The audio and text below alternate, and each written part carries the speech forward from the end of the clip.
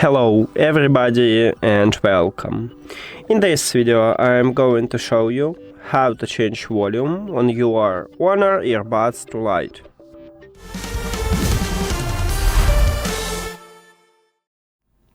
So, if we open Huawei AI Life application, as you can see I already add these earbuds to the app. So, we can go to the gesture control. Right here we have double press and press and hold. We haven't single press or triple press. And in the double press, as you can see, we have no volume control. So we cannot use double press to lower the volume or increase the volume. If we go to the press and hold, the same situation. As you can see, we have no volume control here. So you cannot use gesture to control the volume. So what you should do? You have two options. Or you use controls at your phone and you increase or lower the volume with the controls.